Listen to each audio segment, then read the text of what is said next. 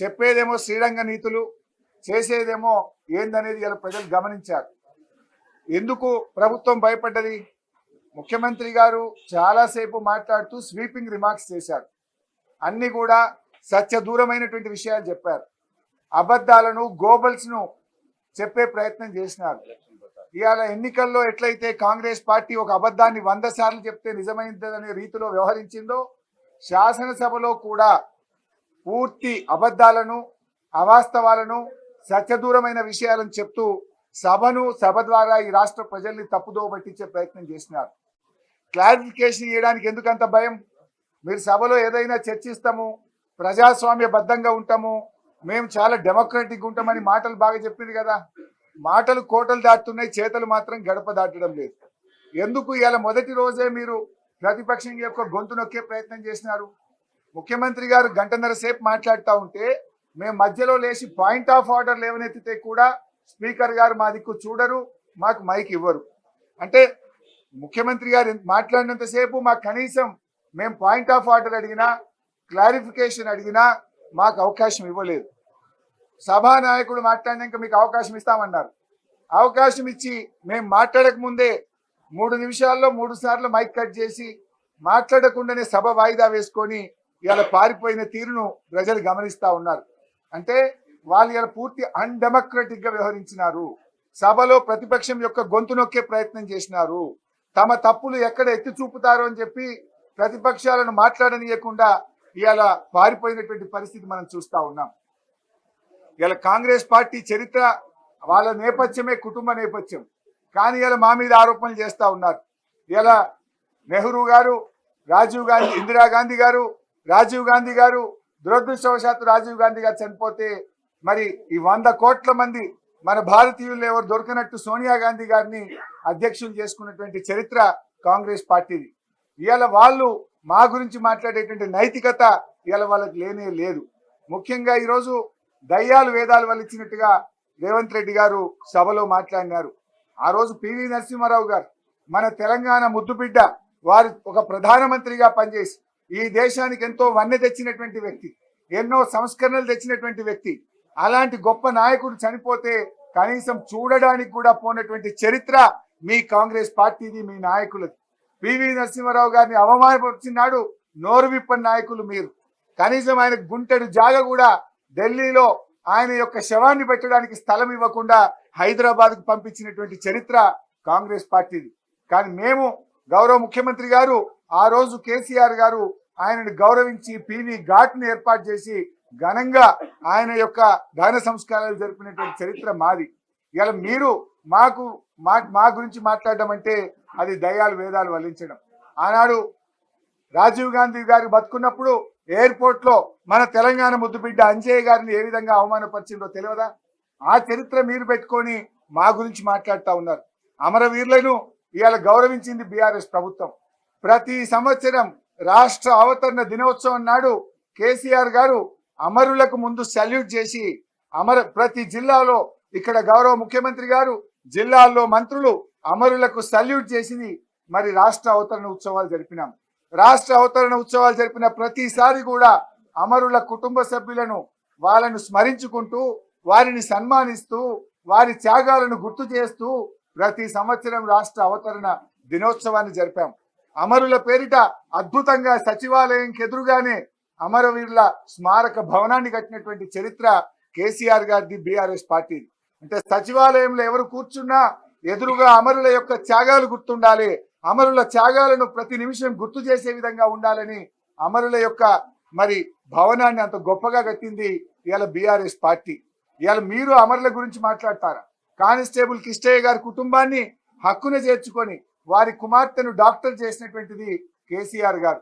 అసలు రేవంత్ రెడ్డి గారు తెలంగాణ ఉద్యమకారుల గురించి మాట్లాడే హక్కు ఉందా మీకు? మీ పేరే రైఫిల్ రెడ్డి.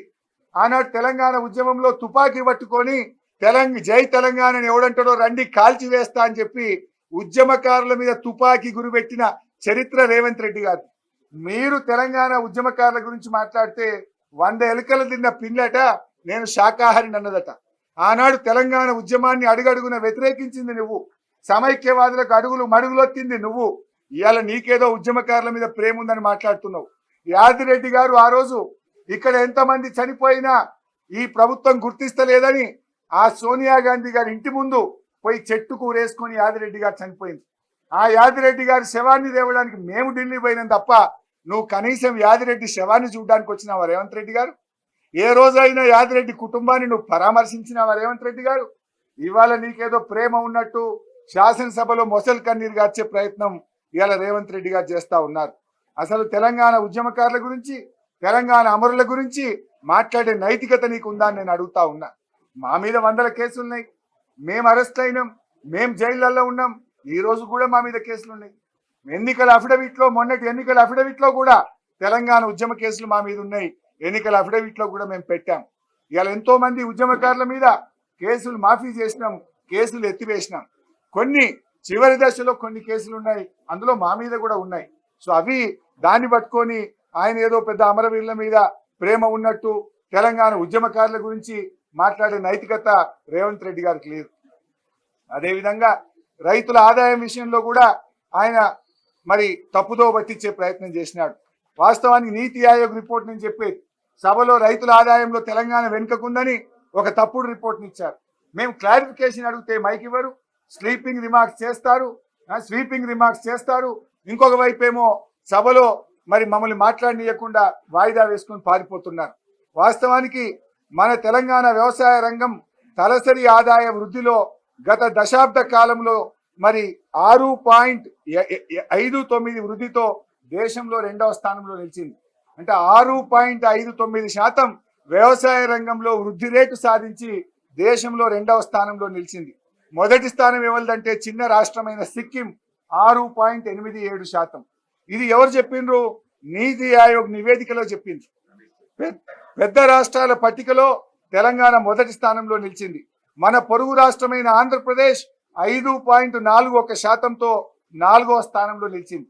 అంటే తెలంగాణ ప్రభుత్వం వ్యవసాయ రంగం మీద పెట్టిన దృష్టి వల్ల ఇవాళ దేశంలోనే వ్యవసాయ వృద్ధి రేటులో 2వ స్థానంలో నిలిపిన ఘనత బీఆర్ఎస్ పార్టీది, కేసీఆర్ గారి. వాస్తవాలు ఇదుంటే ముఖ్యమంత్రి గారు సభను తప్పుదో పట్టించి తప్పుడు విషయాలు చెప్పినారు.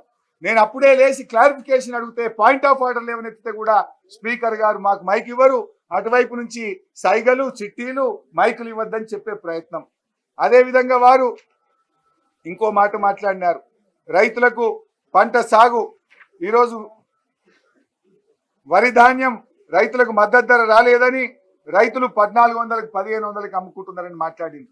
ఎంత సత్యదూరమైన విషయం అంటే ఆనాడు 2014-15లో ఆ రోజు కొన్న వడ్లు, కాంగ్రెస్ పార్టీ అధికారంలో నుంచి వచ్చినప్పుడు కొన్న వడ్లు 24 లక్షల మెట్రిక్ టన్నులు అయితే మరి మేము అధికారంలోకి వచ్చినాక ఎంఎస్పికి మద్దతు ధరకు ప్రభుత్వమే సేకరించిన వడ్లు 2020-21లో 1,41,00,000 మెట్రిక్ టన్నులు, 2021-22లో 1,20,00,000 మెట్రిక్ టన్నులు, 2022-23 చివరి లెక్కలు వచ్చేసరికి 1,17,00,000 మెట్రిక్ టన్నులు. అంటే 1,960 రూపాయల కాడికి ప్రభుత్వమే వడ్లు కొన్నదని లెక్కలు చెప్తా ఉంటే ముఖ్యమంత్రి గారు 1,400కి అమ్ముకున్నారు, 1,500కి అమ్ముకున్నారు, వడ్లే అది మీ చరిత్ర. పచ్చకళ్ళు అద్దాలు పెట్టుకుంటే లోకమంతా పచ్చ కనబడుతుంది అన్నట్టు మీ కాంగ్రెస్ ప్రభుత్వ హయాంలో వడ్లు ప్రభుత్వం 24 లక్షల మెట్రిక్ టన్నులు కొంటే మేము వచ్చిన తర్వాత 1,20,00,000 మెట్రిక్ టన్నులు ఊరూరికి తంటాలు లేకుండా కాంటాలు పెట్టి ప్రతి ఊర్లో కూడా మద్దతు ధరకు వడ్లు కొని రైతులకు ఇబ్బంది కాకుండా చూసిన చరిత్ర ఇవాళ బీఆర్ఎస్ పార్టీది. ఈ విషయం ముఖ్యమంత్రి గారేమో సభలో మనము ప్రభుత్వం కొనలేదు అని ఒక తప్పుదో పట్టిస్తే దాన్ని క్లారిఫికేషన్ చెప్పడానికి కూడా సభలో అవకాశం ఇవ్వలేదు. కేవలం రాష్ట్రంలో వరే పండిందని మాట్లాడిండ్రు. ఇలా మిరప పంటలో దేశంలో నంబర్ 1 తెలంగాణ రాష్ట్రం, ఇది కేంద్ర ప్రభుత్వం చెప్తా ఉంది. పత్తి సాగులో దేశంలో నంబర్ 2, ఇది కేంద్ర ప్రభుత్వం చెప్తున్న లెక్కలు. కానీ ముఖ్యమంత్రి గారు అన్ని పంటలు పోయినాయి అని ఓ స్వీపింగ్ రిమార్క్స్ సభలో చేసే ప్రయత్నం చేస్తా ఉన్నారు.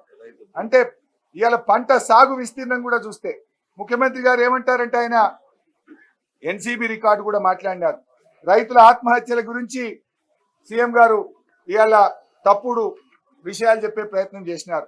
నేషనల్ క్రైమ్ రికార్డ్ బ్యూరో నివేదిక ప్రకారంగా చూస్తే తెలంగాణలో రైతు ఆత్మహత్యలు తగ్గుతూ వచ్చినాయి. మేము వచ్చిన కొత్తల్లో మీరు అవలంబించిన రైతు వ్యతిరేక విధానాల వల్ల 2014లో 1348 ఆత్మహత్యలు, 15లో 1400, 2016 645, 2017 851, 2018లో 908, 2019 499, 2020 471, 2021 359, 2022కి వచ్చేసరికి 178కి తగ్గిపోయింది. అంటే మా ముఖ్యమంత్రి గారు, మా ప్రభుత్వం ఆ రోజు మేము అవలంబించిన విధానాల వల్ల రైతు ఆత్మహత్యలు ఈ రాష్ట్రంలో పూర్తిగా తగ్గుముఖం పట్టినాయి. ఇది మా రికార్డు కాదు, నేషనల్ క్రైమ్ రికార్డ్ బ్యూరో. వాస్తవానికి ఇది రైతు ఆత్మహత్య కూడా కాదు. ఏ కారణం చేతనైనా రైతు ఆత్మహత్య చేసుకుంటే అది కారణం ఏదైనా కూడా రైతు ఆత్మహత్యగానే ఆ రోజు రికార్డ్ చేసినారు. అయినా ఆ సంఖ్య చూస్తే 1400 నుంచి 178కి తగ్గింది. అదే మిగతా రాష్ట్రాల్లో చూస్తే పక్కన మహారాష్ట్రలో 4248 రైతు ఆత్మహత్యలు, కర్ణాటకలో 2392, ఆంధ్రప్రదేశ్లో 917, కానీ తెలంగాణకు వస్తే 178. అంటే ఇది మా పనితీరుకు నిదర్శనం, రైతుల విషయంలో మా చిత్తశుద్ధికి నిదర్శనం.